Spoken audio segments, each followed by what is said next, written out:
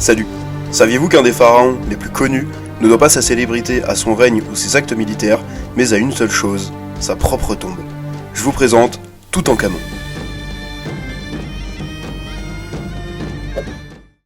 Bon, déjà, il faut savoir que la période de l'Égypte antique s'étale sur plus de 3000 ans, composée de 11 grandes périodes, durant lesquelles ont régné 33 dynasties, et donc plus de 300 pharaons.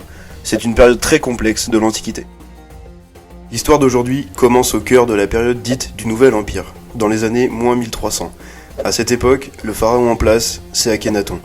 Un personnage très à part dans l'histoire égyptienne, car il bouleversera la religion déjà bien ancrée dans la société et encouragera le développement d'un nouveau style artistique. Tout d'abord, parlons rapidement de la révolution religieuse. C'est bien connu, les Égyptiens antiques étaient polythéistes, le fait de croire en plusieurs dieux, comme la plupart des civilisations de l'époque d'ailleurs. Et c'est justement ce qu'Akhenaton va changer. Il va brusquement renier les multiples dieux en faveur d'un seul, Aton, tout en supprimant les privilèges et droits des prêtres. Et oui, l'un des premiers monothéismes, une religion avec un seul dieu, a vu le jour en Égypte antique il y a presque 3000 ans.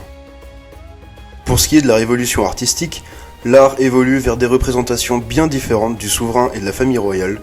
Akhenaton et sa femme favorite, la célèbre Néfertiti, favorite car les pharaons étaient pour la plupart polygames, sont ainsi représentés dans des scènes du quotidien, la toilette, les repas, le sommeil, etc., à contre-courant de ce qui se faisait d'habitude, où les souverains étaient souvent placés aux côtés des dieux. Durant ces années, un nouveau courant se développe aussi au niveau des statues. Akhenaton y apparaît avec un style androgyne et asexué, chose inédite pour l'époque. La peinture subit également un renouveau et change progressivement vers un style naturaliste, avec des paysages, des animaux, etc. Les changements religieux ne faisaient pas l'unanimité auprès du peuple, et beaucoup considéraient Akhenaton comme un souverain hérétique, à un tel point que toute sa lignée, y compris Toutankhamon, sera victime d'une damnatio memoriae, qu'on peut traduire par un bannissement de l'histoire. Pour faire simple, ça consiste à effacer de l'histoire toute trace de l'existence de quelqu'un. Pour Akhenaton par exemple, ses stèles, gravures, peintures, statues, etc. seront soit modifiées pour enlever son nom, soit complètement saccagées et détruites pour qu'il soit oublié de la mémoire humaine. C'est ce qui explique le cruel manque de sources qu'on dispose pour cette période. D'autant plus que ces actes vont s'accélérer quelques années plus tard sous le règne de Ramsès II. C'est donc dans une époque très bouleversée que naît vers moins 1345 à Thèbes le jeune Toutankhaton, membre de la 18e dynastie de pharaons. Et oui, j'ai bien dit Toutankhaton, puisque son nom signifie littéralement l'image vivante d'Aton ou la réincarnation d'Aton. Il changera son nom quelques années plus tard. Il est élevé par la nourrice royale et son éducation est assurée par un des précepteurs de l'Empire. Bien sûr, côté religieux, il suivra les voies du dieu unique mises en place par son père. À la mort de ce dernier, il n'accède pas tout de suite au trône, sûrement à cause de son jeune âge. Il ne commencera son règne que vers l'âge de 8 ou 9 ans, selon les sources, et épouse sa sœur, Anxépaton, qui changera aussi de nom plus tard. Ensemble, ils auront 2 filles mort-nées. Les 2 petites momies seront d'ailleurs retrouvées dans sa tombe. Au début de son règne, et compte tenu de son jeune âge, on pense qu'il est assisté par un ou plusieurs conseillers, notamment celui de son père, Haï, qui deviendra pharaon lorsqu'il se mariera avec la veuve de Toutankhamon, avant d'être remplacé par le 2e conseiller du jeune souverain, le général Horemheb. Lui aussi accédera au trône et sera le dernier pharaon de la 18e dynastie. Ouais, je vous l'ai dit, l'Égypte antique est une période très compliquée.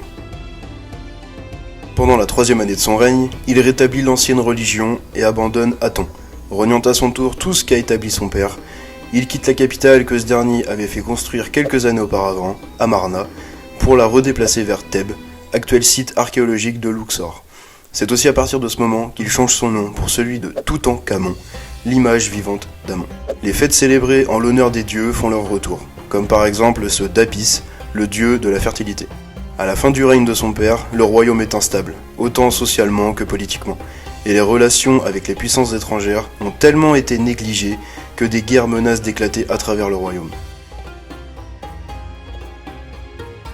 Toutankhamon s'emploie alors à rétablir les alliances et paix d'autrefois. On suppose qu'il a réussi, du moins en partie, car dans sa tombe sont retrouvés de nombreux cadeaux venant de l'étranger, mais aussi des peintures représentant des guerres avec les Nubiens, un peuple du Sud, équivalent à l'actuel Soudan. Il a aussi beaucoup œuvré pour restaurer les monuments délaissés par Akhenaton. Le jeune Toutankhamon meurt brusquement en 1327, à seulement 19 ans. Les causes de sa mort font toujours l'objet de nombreux débats.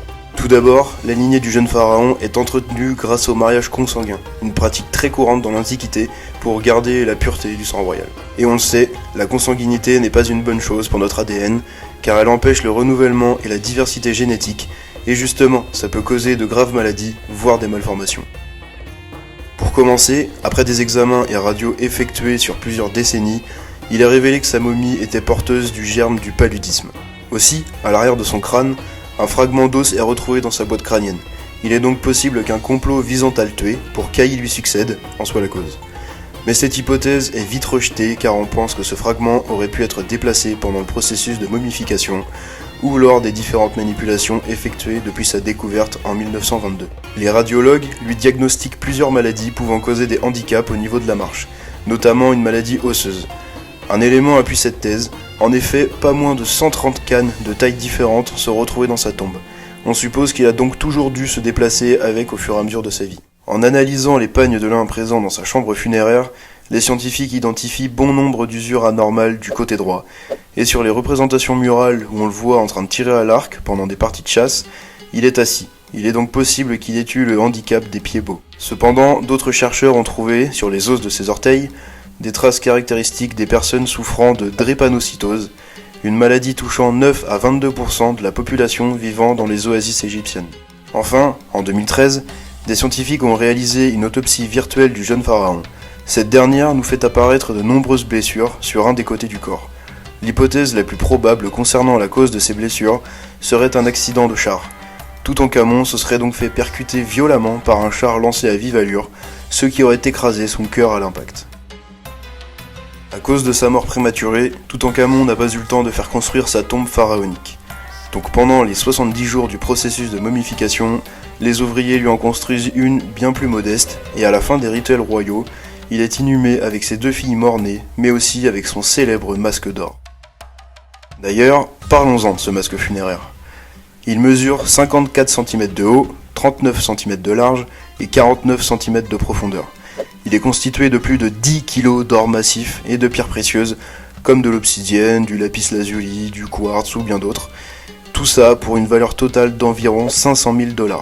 Le tout est accroché sur les épaules avec des fermoirs en forme de faucon, représentant Horus, le dieu protecteur des pharaons. C'est un véritable chef-d'œuvre de l'orfèvrerie égyptienne. À l'heure actuelle, il est conservé et exposé au musée égyptien du Caire. Et d'après les fruits déposés dans sa tombe, on estime l'inhumation vers les mois de mars ou avril. Il serait donc mort vers le mois de janvier. Le 4 novembre 1922, l'archéologue britannique Howard Carter découvre l'entrée de la tombe de Toutankhamon. Au fur et à mesure de son exploration, il passe par plusieurs pièces dans lesquelles sont entreposés, parfois en bazar, plus de 2000 objets en rapport avec la vie du pharaon, ce qui en fait l'un des plus fabuleux et somptueux trésors retrouvés dans une tombe. Cet incroyable trésor retrouvé dans le tombeau de Toutankhamon, l'une des seules sépultures pharaoniques à avoir été découverte quasi intacte, laisse présager de la richesse des autres tombeaux dans leur état d'origine, notamment celui de Ramsès II, mort après 66 ans de règne quand il était âgé d'environ 90 ans. Il devait être absolument incroyable, mais sa tombe a été pillée de nombreuses fois et seule sa momie est restée intacte. Quand on parle des pharaons de l'Égypte antique, on pense souvent aux malédictions que peuvent libérer leurs tombeaux s'ils sont profanés. C'est vrai et faux en même temps. Certes, on a retrouvé bon nombre de menaces inscrites sur les murs des différentes sépultures, envers quiconque ouvrirait le tombeau d'un roi, mais en attendant, aucune preuve scientifique n'a su démontrer concrètement leur existence. Le cas de Toutankhamon est bien différent. Quelques mois après la découverte de la momie, Lord Carnarvon, le commanditaire des fouilles, meurt sans raison.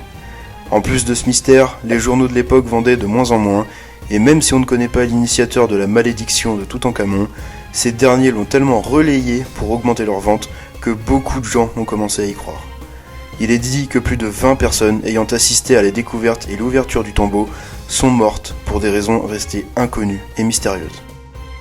Bon, déjà, Carnarvon avait développé une septicémie. Ensuite, Howard Carter est mort 15 ans plus tard de causes naturelles, et les autres sont morts de causes diverses, mais expliquées par la médecine médico-légale. Dans tous les cas, cette découverte du trésor de Toutankhamon a permis de créer un mythe désormais bien célèbre, la malédiction des pharaons.